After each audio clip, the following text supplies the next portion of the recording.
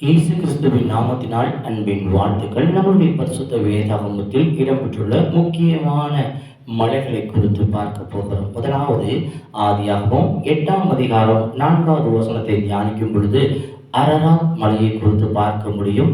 இந்த அரராத் மலையில்தான் நோவாவின் பேழை தங்கியது.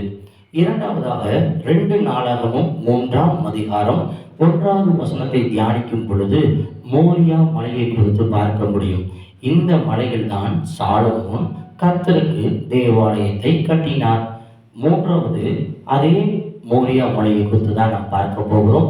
ஆதியாகமம் 22ஆம் அதிகாரம் 1-12 வசனங்களை நாம் தியானிக்கும் பொழுது ஆபிரகாம் அவர்கள் தன் மகனை பலி செலுத்த இந்த மலைக்கு தான் அழைத்து வந்தார்.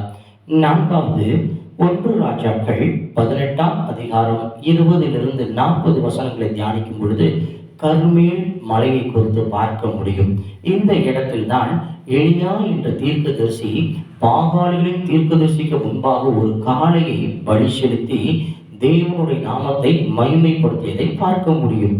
ஐந்தாவதாக யாத்ராம் புஸ்தகத்தில் 19ஆம் அதிகாரம் 18வது வசனம், 34வது அதிகாரம் 4வது வசனம், 29வது வசனம் மற்றும் 24ஆம் அதிகாரம் 16வது வசனம், 31ஆம் அதிகாரம் 18வது வசனத்தை தியானிக்கும் பொழுது சீனாய் மலையை குறித்து பார்க்க முடியும்.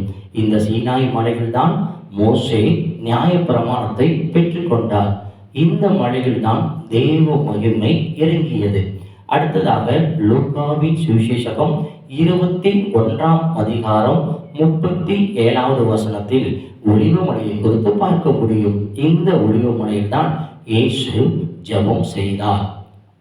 அடுத்ததாக உபாகமம் 34ஆம் அதிகாரம் முதல் 6 வசனங்களில் நேபோ மலையை குறித்து பார்க்க முடியும். இந்த மலையில் தான் கர்த்தருடைய தாசனாகிய மோசே மரணம் அடைந்தார்.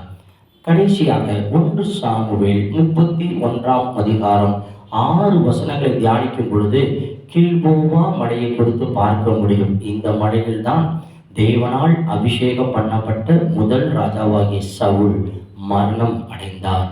மொத்தம் 8 மலைகளை குறித்து பார்த்திருக்கிறோம். கர்த்தருடைய நாமம் மகிமைப்படுவதாக. ஆமென். அல்லேலூயா.